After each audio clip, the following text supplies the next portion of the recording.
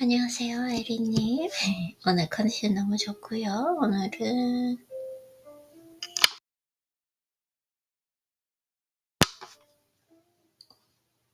금요일입니다.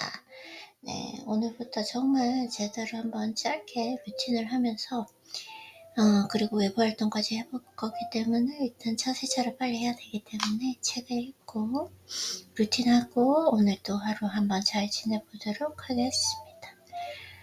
자, 그러면은 스토아적 인간형이고요. 리더들을 위한 스토아주의 한번 볼까요? 그렇다면 스토아적 리더는 어떤 리더일까요? 이런 리더는 자기 자신을 믿지만 오만하지 않습니다. 용기 있게 행동하지만 불필요한 위험을 떠나지는 않습니다. 이기려고 노력하지만 질줄도 압니다. 단호하지만 공격적이지 않습니다. 또한 정직하지만 순진하지 않습니다. 필요한 말은 하지만 너무 많이 하지 않습니다. 감정을 느끼지만 어떤 상황에서도 침착함을 유지합니다. 팀과 좋은 관계를 유지하지만 개인적 관계로 결정을 그르지는 않습니다. 좋은데요?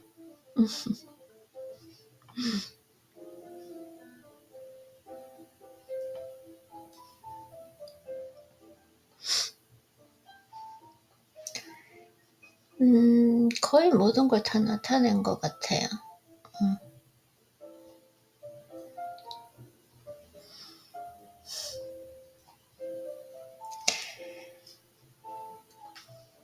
그래서 이게 오늘의 배움이죠. 배움으로 좀 넣어놓고 그리고 완전한 스토아주의자는 존재하지 않습니다.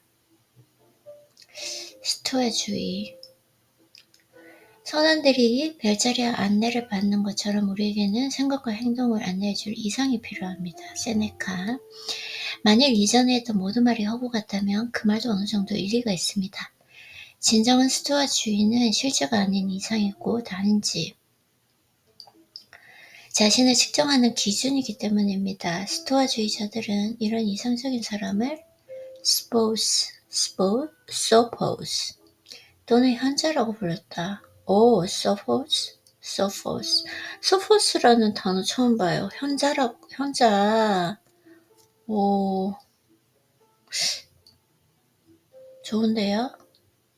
이 현자를 어떤 식으로 번역을 해야 되나 이 생각 많이 했는데 sophos.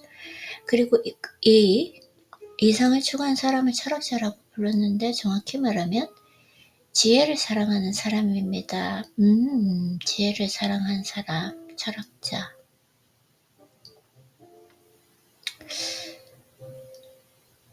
스토아주의자들은 어려운 순간에 이런 이상적 이미지를 떠올리면서 현명한 사람이라면 어떻게 할까 생각해 보았습니다. 우리가 완벽한 스토아주의가 되지는 못하지만 노력함으로써 스스로 더 나은 사람이 될 수 있을 것입니다.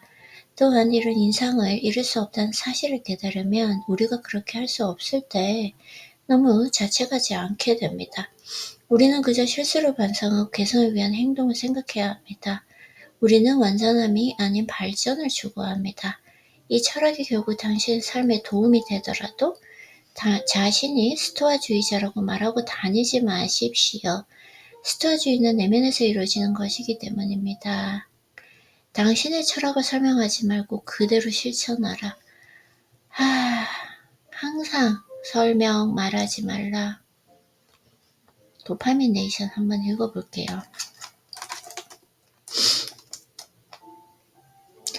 도파민네이션이 조금 유명한 것 같은데 이 책. 도파민 디톡스가 있고요. 도파민네이션이 있고. 이렇게 어떤 내용인지 한번 볼까요? 평점은 그렇게 높지는 않은데요. 근데 또 유명하긴 하네요.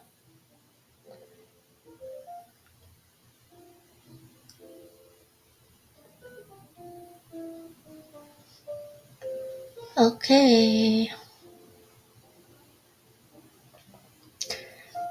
요즘에는 책을 읽는 게 진짜 주체적으로 된 게 제가 원하는, 네, 역시나 제가 예전에 읽었네요.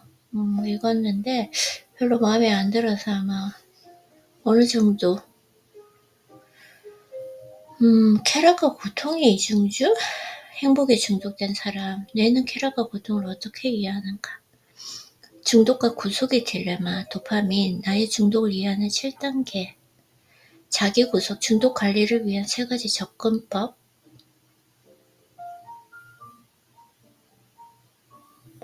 고통 마주하기, 나를 살리는 수치심, 행복에 중독된 사람들 한번 볼까요?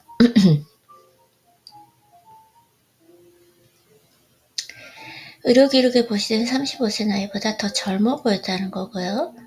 하지만 지금은 내 예측이 그리 믿어지지 못하는 것을 영어 경험을 통해서 깨달았습니다.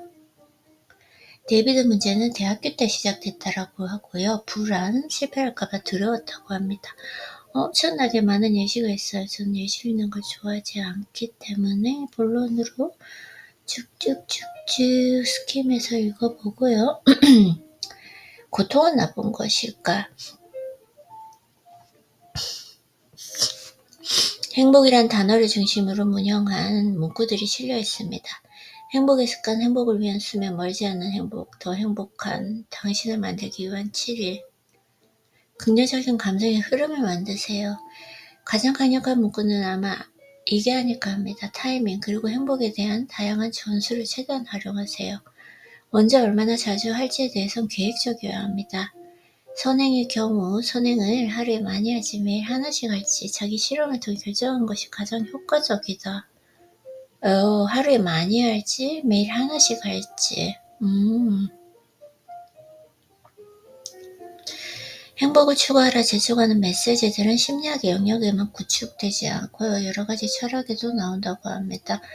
쭉쭉 읽어보자. 어린이가 심리적으로 연약하다 여기는 건 철저 현대적인 사고방식이다.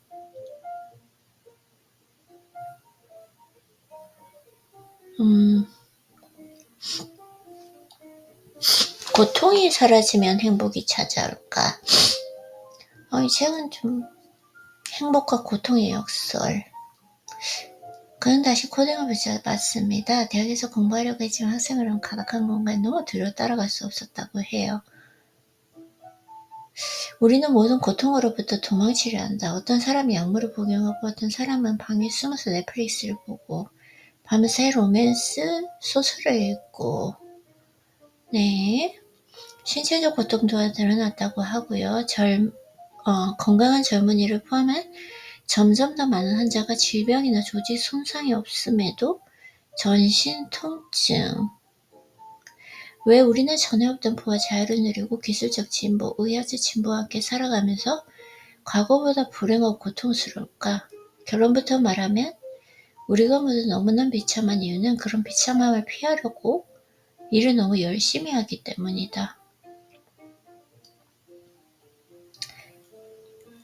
너는 쾌락과 고통을 어떻게 이해하는가? 오케이, 또 엄청난 뉴런이란 뉴런 트랜스미터, 네, 프리시납시스, 포시납시스. 이거 지금 계속 나오거든요. 도파민 나오고, 네. 이 책은 그런 건 제가 읽을 책은 아닌 것 같아요. 또 여러 가지 예시, 쾌락, 고통. 그래서 자기조정 메커니즘, self-regulation 메커니즘이 작동한다고 하고요. 나는 이런 자기조절 시스템, 그라일림, 이들이 쾌락적인 무게를 상쇄하기 위해 저울의 고통 속에 올라타는 모습으로 상상하곤 합니다. 항상성 호모스테이시스를 대변하고요. 쾌락적으로 기울었던 저울이 반쪽에 오를 수평이 되고 나서 제가 좋아하는 책은 아닌 것 같아요. 계속해서 이거는 뭐 거의 다 뇌 실험, 그래서 뭘 어떡하라는 건지 이거에 대해서는 전혀 안 나와 있어요. 제가 좋아하는 책은 아닙니다. 그래서 되게 인기는 많이 그러지만 왜냐면 도파민이기 때문에 그 평점이 3.5밖에 안 되는 거네요, 확실히.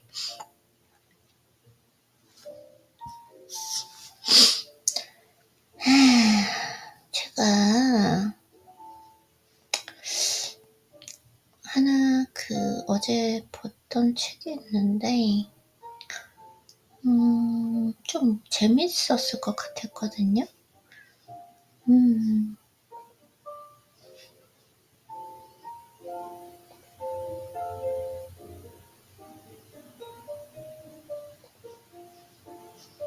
네, 서재에서 보면, 네, 뭐지? 음,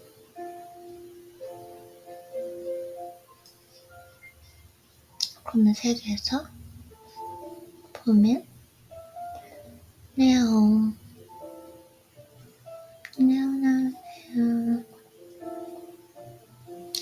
모네 시그널이라는 책이 있는데, 이게 제가 읽었는지, 오케이.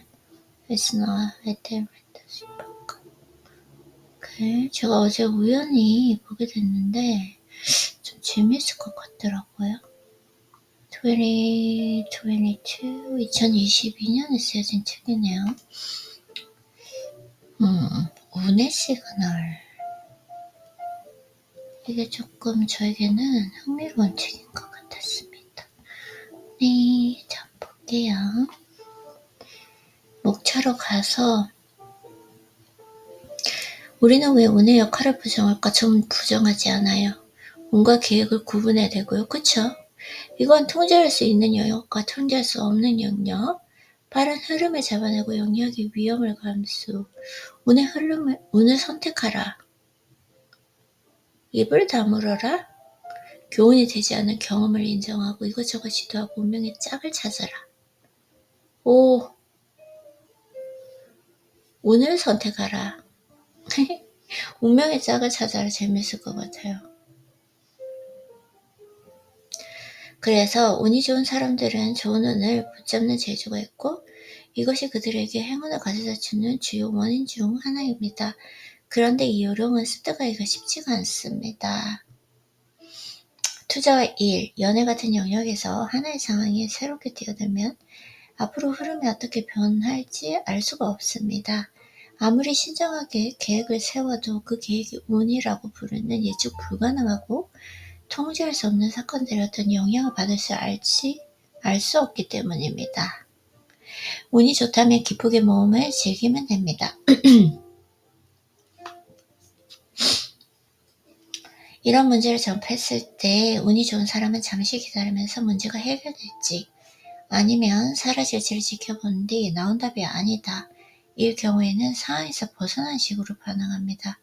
손실을 짧게 끊는 것, 이것이 운 좋은 사람들이 습관적으로 하는 행동입니다. 다른 말로 하자면 그들은 자신이 지닌 운을 선택하는 능력이 있습니다. 불운에 부딪히면 그들은 상황에서 벗어나 또 다른 몸으로 더 나은 행운을 찾는다.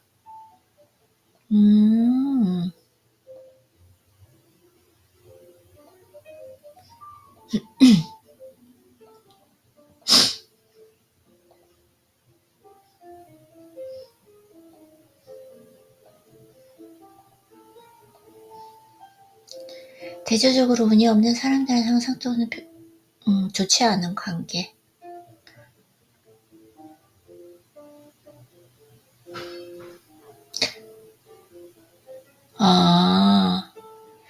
운이 좋은 사람들과 비교했을 때 가장 좀 마음이 급하니까 또 아이리님 조금만 차분하게 읽어볼게요.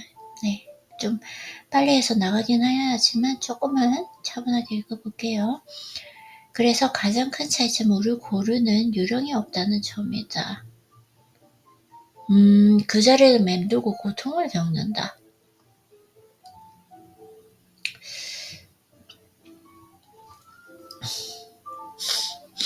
대부분의 사람에게 운을 선택하는 일이 어려운 일 중 한 가지는 바로 투자 일부를 포기하기 때문입니다. 여기서 투자는 시간이나 약속, 사랑, 돈 또는 그 밖의 형태일 수 있습니다. 어떤 일부를 포기해야 한다.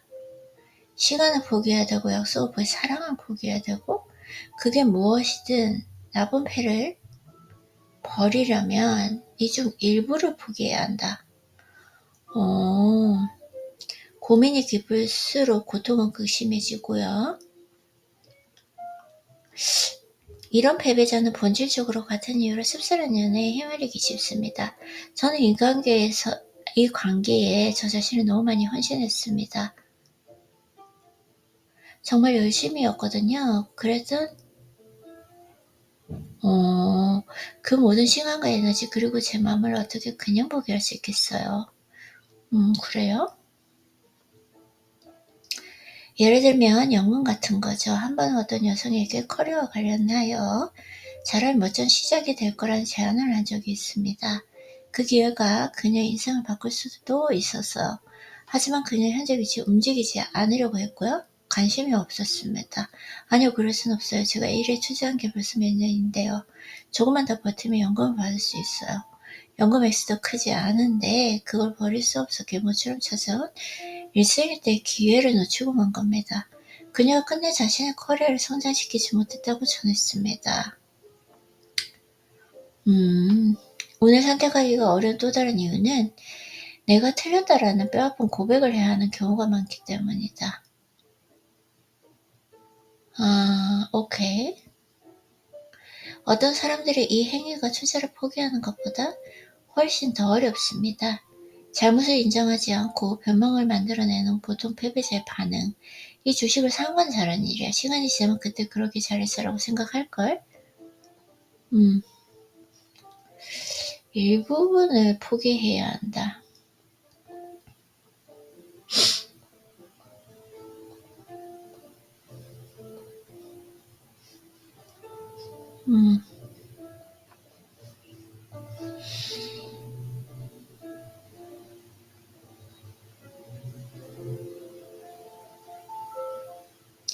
살면서 이런 어려움을 몇 번씩 겪어봤을 것이다. 일테면 불륜 같은 상황이 그렇습니다. 소설가들은 불륜에서 벗어나야 하지만 그러지 못한 여성을 자주 다뤘다고 하고요. 잘못된 연애에서 벗어난 일이 고속도로에서 방향을 바꾸는 것만큼 쉽다는 건 아닙니다. 오늘 선택한 데에도 난이도가 있고 잘못된 경로를 바로잡기 위해 방향을 바꾸는 것은 대부분 사람에게 비교적 쉽습니다. 하지만 잘못된 투자를 되돌리는 건 이보다 더 어렵습니다. 심함을 안겨주는 직업을 그만두는 일은 더더욱 어려울 것입니다. 미래가 보이지 않는 연애 관계에서 물러나는 것은 재빨리 손을 떼 더 이상의 손실을 막는 모든 종류의 행위 중 가장 힘들고 복잡하다. 와우.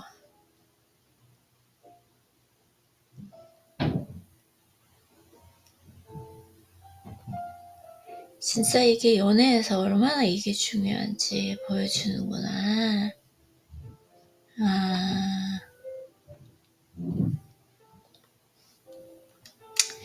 하지만 행운을 붙잡고 싶다면 반드시 연습해야 하는 기술이 있습니다. 미래를 내다볼 수 없기 때문에 주어진 상황에서 자신에게 어떤 일이 존재하는지 아는 유일한 방법은 그 상황에 들어가 무슨 일이 일어나는지 똑똑히 지켜보는 것입니다. 하지만 이 책에서 소개하는 5번째 법칙을 활용하면 운이 나쁘다고 판명될 때 기꺼이 버릴 준비가 되어 있을 것입니다. 운 좋은 사람들이 종종 운의 질주와 사슬을 다룰 때 비관적으로 행동한 처럼 보인다는 것이다. 운을 선택한 데도 비슷한 비관주의. 그래요? 행운의 접근법은 근거를 찾자고 주장합니다. 현재 하는 일에서 의욕이 시들어진 상태라고 가정해보고 잘 되겠지 뭐 일단 시간을 두고 보자. 점차 나아질 거야.